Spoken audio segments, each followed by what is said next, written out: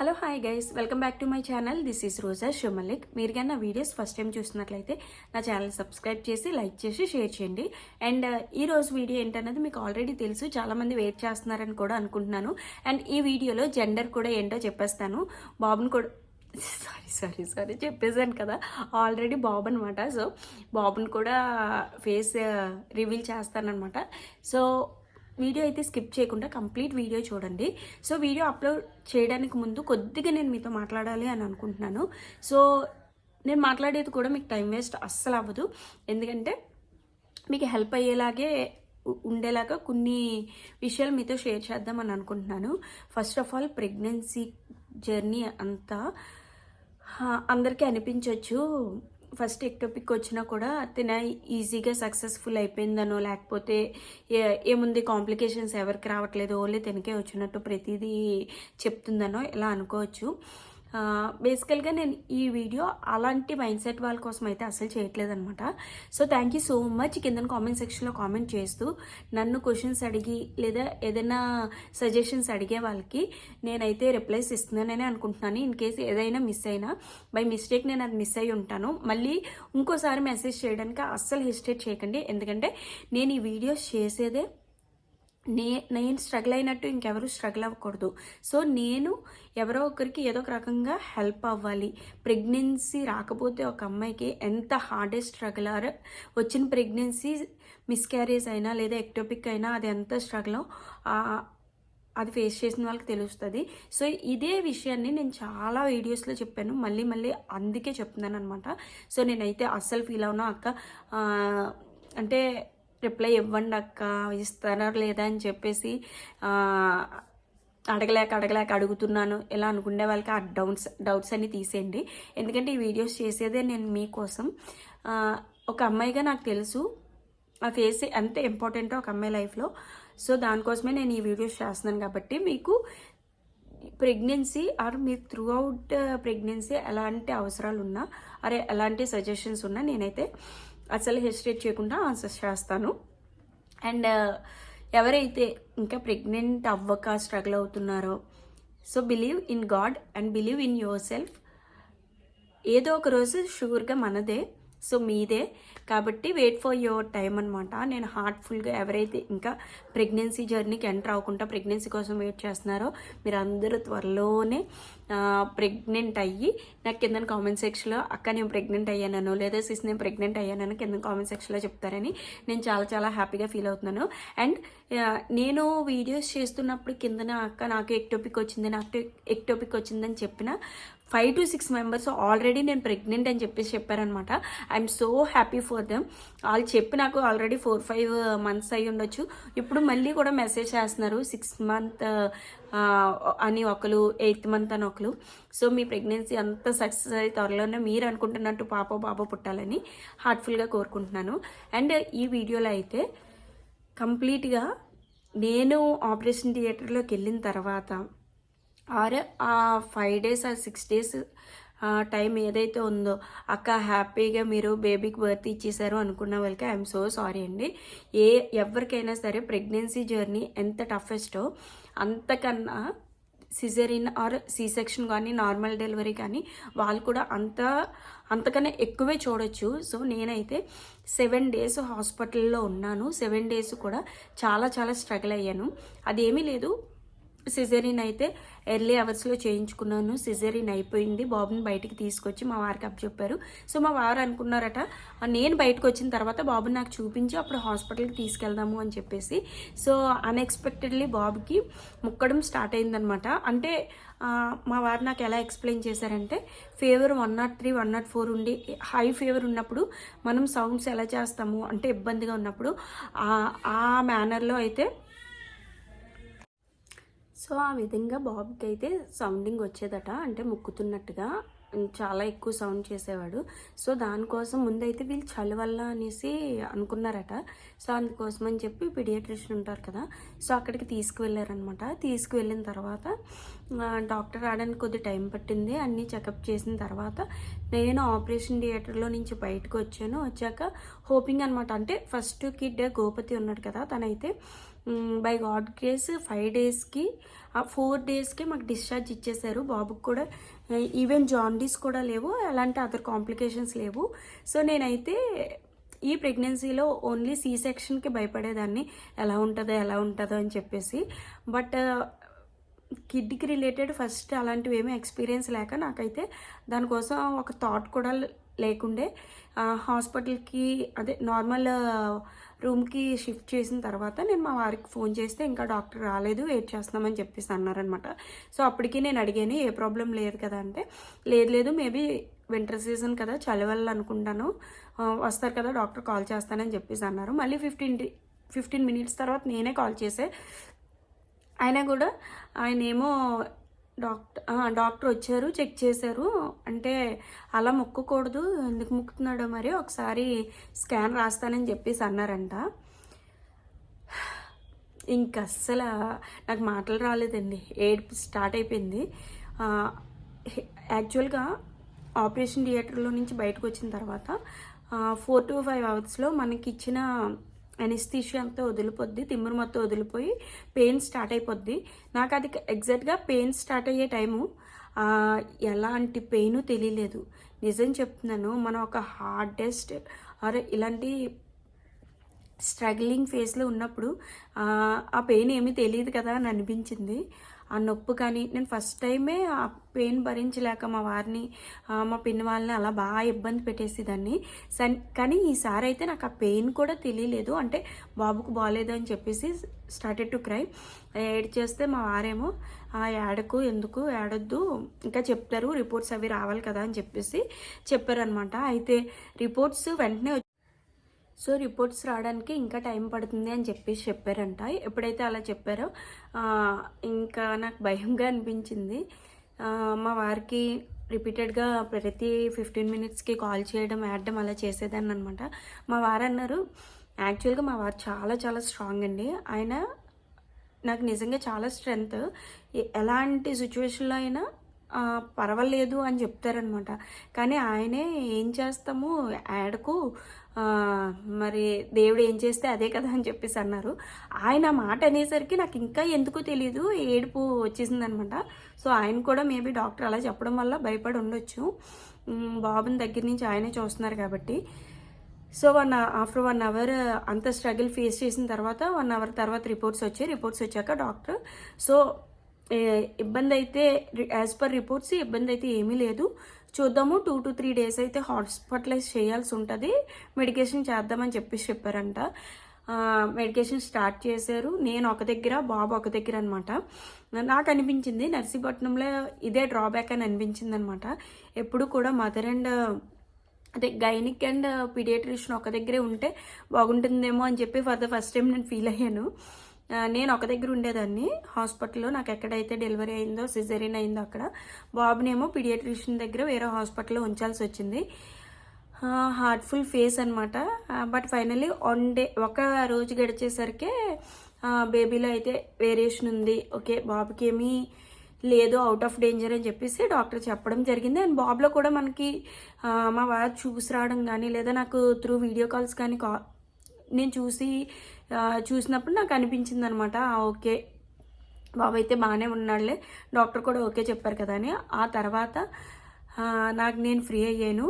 And ఇక్కడ C section సైడ్కి వచ్చేసరికి అయితే నేను వితిన్ 24 అవర్స్లో నాకు నేనుగా ఇంకెవరి హెల్ప్ లేకుండా కూర్చున్నాను అనమాట. ఎందుకంటే నాకు ఒకవేళ బాబుని ఇంకొద్ది ఎక్కువ రోజులు ఉంచాల్సి వస్తే నేను బాబు దగ్గరికి వెళ్ళిపోవాలి అన్న ఆతృతతోటి నాకు నేనుగానే లెగిసి నించోవడం, నడవడం ఇవన్నీ వితిన్ 24 అవర్స్లోనే నేను చేశాను. డాక్టర్ సుధా మేడం విజిటింగ్కి వచ్చిన ప్రతిసారి అయ్యో లేచేసావా, కూర్చున్నావా, ఆర్ యూ ఓకే అంటే అదొక రకమైన ఎక్స్ప్రెషన్ ఇచ్చేవారనమాట. అప్పుడే కూర్చున్నావా, అప్పుడే నడుస్తున్నావా అలా అని చెప్పేసి.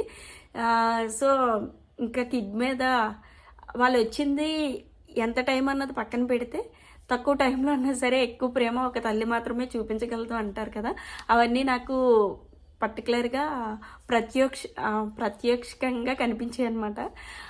అయితే నాకు నేనుగా త్వరగా అయితే రికవరీ అయిపోయాను. సో సెకండ్ డేనే బాబుని నా దగ్గరికి తీసుకొచ్చేసారు డిశ్చార్జ్ ఇచ్చేసి. సో మళ్ళీ 4th డే బాబుని మామూలుగా నార్మల్ చెకప్కి తీసుకురమ్మన్నారంట. ఏంటంటే 3rd or 4th డేనే కదా, జాండీస్ ఏమన్నా ఉంటే తెలుస్తుంది అని చెప్పేసి తీసుకురమ్మన్నారంట. అయితే తీసుకువెళ్తే ఏమైంది, అక్కడికి వెళ్ళిన తర్వాత జాండీస్ ఎక్కువగా ఉన్నాయి, మళ్ళీ అడ్మిట్ చేయాలని చెప్పేసి చెప్పారంట. అడ్మిట్ చేయాలని చెప్తే అడ్మిట్ చేసి 4th డే నాకైతే డిశ్చార్జ్ ఇవ్వలేదు, 5th డే వరకు ఉండాలి అని చెప్పేసి అన్నారు. ఎందుకంటే నా స్టిచ్చెస్ డాక్టర్ చెక్ చేసి దానికి డ్రెస్సింగ్ చేసిన తర్వాతే పంపిస్తాము అని చెప్పేసి అనడం వల్ల నేను 4th డే రూమ్ లాక్ చేసుకొని బాబు దగ్గరికి వెళ్ళి 4th డే మొత్తం అక్కడ రూమ్ తీసుకొని అక్కడ ఉండవలసి వచ్చింది. అక్కడ ఉన్న తర్వాత మళ్ళీ 5th డే నేను గైనిక్ మేడం దగ్గరికి వచ్చి ఆ హాస్పిటల్లో డ్రెస్సింగ్ చేయించుకొని ఒకసారి మొత్తం చూసుకొని అప్పుడు మళ్ళీ బాబు నా దగ్గరికి వెళ్ళాను. బాబు దగ్గర ఒక 1 డే గడిచిన తర్వాత మళ్ళీ 6th డే చెప్పారనమాట, ఏమని ఇంకోసారి టెస్ట్ చేయిస్తాను, జాండీస్ తగ్గితే ఓకే, లేకపోతే ఇంకా ఉండాల్సి వస్తుందని. సో ఇక్కడ ఇచ్చేస్తారు, మ్యాక్సిమం తగ్గిపోయి ఉంటాయి అని చెప్పేసి అనుకున్నాను. ఎందుకంటే 24 అవర్స్లో మ్యాక్సిమం టైం అయితే నేనైతే బాక్స్లోనే ఉంచానండి. కానీ షాకింగ్ విషయం ఏంటంటే ఆఫ్టర్ బ్లడ్ టెస్ట్ బాబుకి స్టార్టింగ్లో 14 పాయింట్స్ ఉండే, 14.85 ఎంత ఉండే జాండీస్ రేంజ్, అది 10 వస్తే పంపించేస్తానని అన్నారు. నేను చాలా స్ట్రాంగ్గా ఉన్నానమాట, 10 వచ్చేస్తాయి షూర్గా, 10 or 11 పంపించేస్తారు అని చెప్పేసి. కానీ చెప్తే నమ్మరు, 13 మినిమం, ఒక్క పాయింట్ కూడా సరిగ్గా తగ్గలేదు. షాక్ అనమాట. డాక్టర్ ఏమో అసలు బాక్స్లో సరిగ్గా పెట్టారా లేదా అన్న సెన్స్లో చూశారు, డాక్టర్ కానీ అక్కడ వాళ్ళు కానీ. బట్ బేసికల్గా మనకే ఎక్కువ పెయిన్ ఉంటుంది, ఫైనాన్షియల్గా కానీ లేదా బాబు త్వరగా కోలుకోవాలని మనకి ఇంట్రెస్ట్ ఎక్కువ ఉంటుంది. కాబట్టి మ్యాక్సిమం టైం మనం బాక్స్లో పెట్టడానికే కదా, అక్కడ ఎంగేజ్ చేయడానికే మనం చూస్తాము. నేను ఎంత కేర్ తీసుకున్నప్పటికీ ఎందుకు తగ్గలేదో తెలియదు, తగ్గలేదు. ఆ నెక్స్ట్ డే మళ్ళీ డాక్టర్ సేమ్ టైంకి వచ్చి ఓకే ఇంక ఇప్పుడైతే వద్దు, ఇంకో 10 days తర్వాత బాబుని తీసిరండి, అప్పుడు చెక్ చేద్దాము, బయట సన్లైట్ అది వస్తే కొద్దిగా పెట్టండి అని చెప్పేసి చెప్పారనమాట డాక్టర్. ఇక్కడ ఇంకో విషయం చెప్పడం మర్చిపోయాను. నేను హాస్పిటల్లో మండే జాయిన్ అయ్యాను కదా, December 16th. చెప్తే నమ్మరు, నేను 8 daysకి హాస్పిటల్ నుంచి డిశ్చార్జ్ తీసుకొని వచ్చాను. ఆ తర్వాత ఇంకో 3-4 daysకి కూడా నేను ఎండన్న చూడలేదు. నేను మా బాబు అదే టైంలోని తుఫాన్ అనమాట, అస్సలు ఒక్కసారి కూడా పొరపాటును కూడా ఎండ చూడలేదు. మొత్తం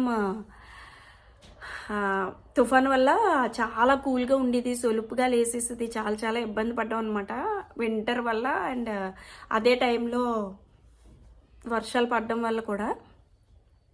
సో ఎట్టకేలకి 8th డే బాబుని తీసుకొని ఇంటికి వచ్చాము. ఇంటికి వచ్చిన 10 daysకి రీసెంట్గా అయితే చెకప్కి నిన్నే తీసుకెళ్ళాం అనమాట. Doctor as of now everything is good, weight కూడా బాగానే పుట్టాన్ అయ్యాడు, 1/2 kg పెరిగిందని చెప్పేసి చెప్పారనమాట.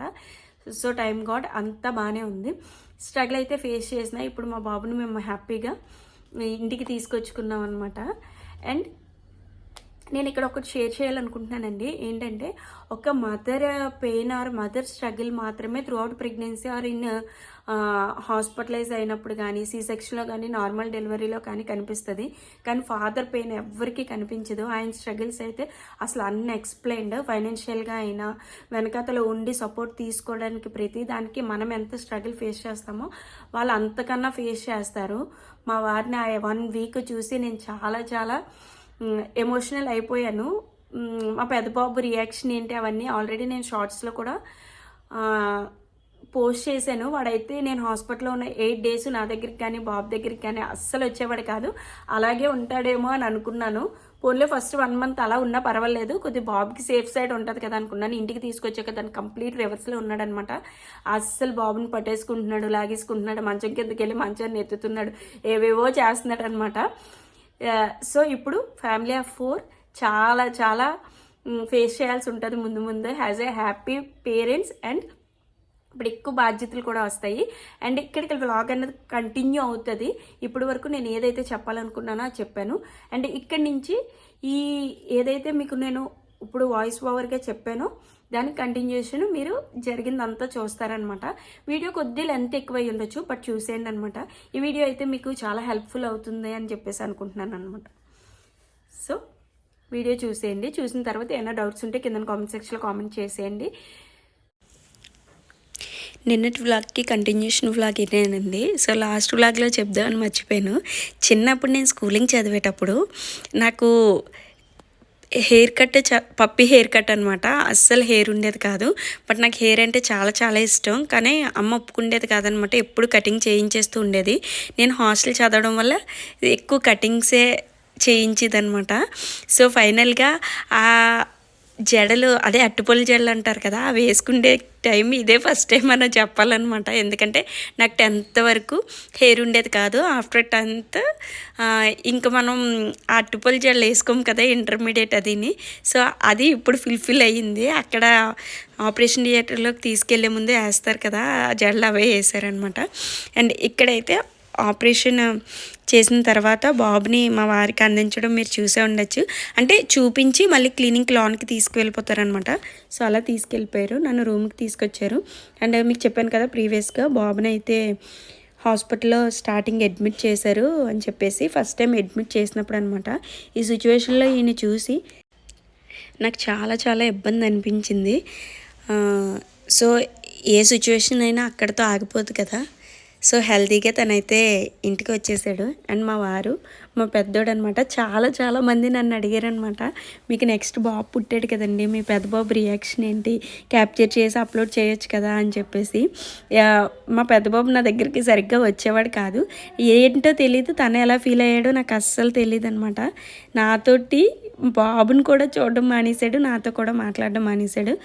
ఎట్టకేలకి ఆఫ్టర్ 2 days అనమాట. సో సెకండ్ డే ఈవినింగ్కి బాబుని నా దగ్గరికి తీసుకొచ్చారు. ఇదే ఫస్ట్ టైము నేను బాబుని అయితే దగ్గర నుంచి చూడడమైనా ఎత్తుకోవడం అన్నా చాలా చాలా హ్యాపీగా అనిపించింది. సో అస్సలు చాలా భయం వేసిందండి బాబుని హాస్పిటలైజ్ చేస్తున్నారు అవన్నీ తెలిసిన తర్వాత. సో వాడిని తీసుకొచ్చి నాకు చేతిలో ఇచ్చిన తర్వాత ఏ మదర్కైనా అది చాలా చాలా హ్యాపీ మూమెంట్ అనమాట. ప్రైజ్లెస్ అని చెప్పాలి, చాలా చాలా ప్రీషియస్ మూమెంట్ కూడా. అండ్ ఇక్కడ నేను అదే అడుగుతున్నాను, డాక్టర్ ఏమంటున్నారు ఏంటి అని చెప్పి. సో ఏం పర్వాలేదంట, మిల్క్ అది ఎలా ఫీడ్ చేయాలో ఏంటో అవన్నీ మా పిన్ని చెప్తున్నారనమాట. డాక్టర్ చెప్తారు కదా కొన్ని, బాబుని డిశ్చార్జ్ ఇచ్చేటప్పుడు అవన్నీ అడిగి తెలుసుకుంటున్నాను, కేర్ఫుల్గా చూసుకోవాలి కదా అని చెప్పేసి. ఆల్రెడీ ఒక బాబు ఉండడం వల్ల ఇది నాకు కొత్త ఎక్స్పీరియన్స్ ఏమీ కాదు. కాకపోతే వీడికి హెల్త్ బాగోక ఇంకొద్ది జాగ్రత్త పెరుగుతుంది కాబట్టి అవన్నీ అడుగుతున్నాను అనమాట. అండ్ ఇక్కడే బాబు ఫేస్ రివీల్ చేస్తారా సిస్టర్ అన్న వాళ్ళందరికీ రివీల్ చేసేస్తానండి. హైడ్ చేయడానికి ఏంటంటే మీరు కూడా నా ఫ్యామిలీ కదా, మీరు సపోర్ట్ చేస్తేనే నేను ఇంతవరకు వచ్చి ఇంకా కంటిన్యూగా వీడియోస్ అయితే చేయగలుగుతున్నాను. సో అందుకోసమే బేబీ ఫేస్ కూడా రివీల్ చేసేసాను. అండ్ ఇక్కడ నన్ను చాలామంది సిస్టర్ మీకు పాప పుడతారని అనుకున్నాను, మళ్ళీ బాబేనా అని చెప్పేసి అడిగారు. నేను కూడా చాలా చాలా నాకు చిన్నప్పటి నుంచి ఎందుకో తెలియదండి పాప అంటే మహా పిచ్చి. సో నేను కూడా లాస్ట్ వరకు పాప పుట్టాలన్న హోప్ తోటే ఉండే. కానీ ఫైనల్గా దేవుడు ఎవరిస్తే వాళ్ళే. మా వారు నన్ను చాలా చాలా ప్యాంపర్ చేసేవారు, ఎవరైనా ఒకటే, ఎవరైనా మన పిల్లలే అని. బట్ బై గాడ్ గ్రేస్ మా అక్కకు కూడా 2 పాపలు అనమాట.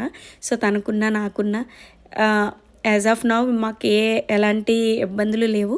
తన పిల్లలు నా పిల్లలు అనుకోవచ్చు, నా పిల్లలను తన పిల్లలు అనుకోవచ్చు. కాబట్టి సో నేను ఎక్కువ ఫీల్ అవ్వదలుచుకోలేదు.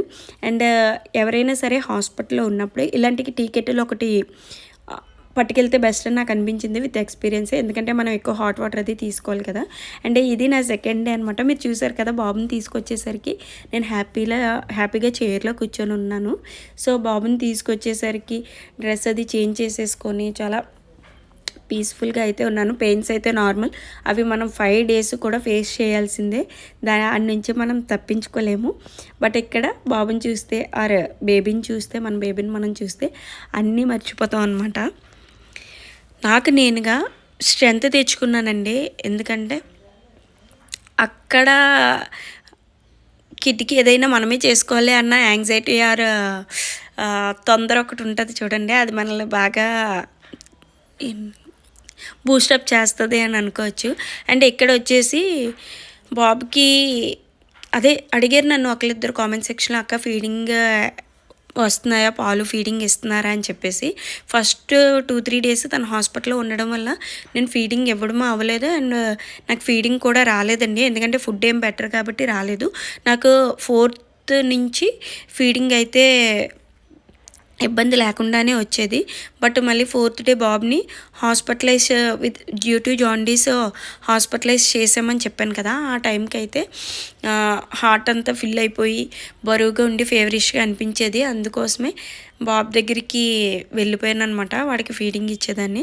అండ్ జాండీస్ వస్తే చాలామందికి తెలుసుంటుంది ఇప్పటికి, ఎందుకంటే జాండీస్ అన్నది రేర్ ఏం కాదండి. మ్యాక్సిమం చాలా వరకు కిడ్స్కి ఉంటుంది కాబట్టి ఇలాంటి బాక్స్లో పెడతారనమాట.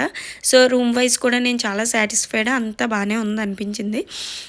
బాబుని చూసుకుంటూ అక్కడ ఉండడం వల్ల నాకు ఇంకొద్దిగా బెటర్ ఫీలింగ్ వచ్చింది. ఎందుకంటే బాబు ఎక్కడో నేను ఎక్కడో ఉంటే ఆ భయము టెన్షన్ అలా ఉంటూనే ఉంటాయి కదా. సో హ్యాపీగా బాబుని చూసుకొని ఉండేదాన్ని. జాండీస్ వస్తే ఇబ్బంది పడే ప్రాబ్లం అయితే లేదు, ఫర్ ష్యూర్ క్యూర్ అవుతాయి అనమాట. సో నాకు ఇంకొక మైనస్ ఏంటంటే ఎండ కాయకపోవడం. ఆ ఎండ ఉంటే కొద్దిసేపు అన్నా న్యాచురల్ సన్లైట్లో పెట్టుంటే బాగుండు. బట్ నేను హాస్పిటల్లో ఉండి ఇంటికి వచ్చాక ఒక 10 to 12 days only full of rains కదా. సో దానివల్ల నాకు కొద్దిగా ఇబ్బంది అనిపించింది. అండ్ మీ రికవరీ ఎలా ఉంది అని చెప్పేసి అడిగారు. నా రికవరీ కూడా ఈరోజు నేను వాయిస్ ఓవర్ ఇచ్చేటప్పటికి ఇది 28th డే అనమాట. యాజ్ ఆఫ్ నౌ నేను చాలా ఫ్రీగా ఉన్నాను. స్టిచెస్ కూడా ఆల్మోస్ట్ పైన అయితే రికవరీ అయిపోయాయి, కానీ లోపల కొద్ది పచ్చి ఉంటుంది కదా. సో టైం తీసుకుంటుంది, బట్ ఐఎమ్ ఓకే అనమాట. అండ్ ఇక్కడ ఆ ఉగ్గు గిన్నె మీకు ఎందుకు చూపించానంటే హాస్పిటల్లో బాబుకు పట్టడానికి ఇచ్చారు.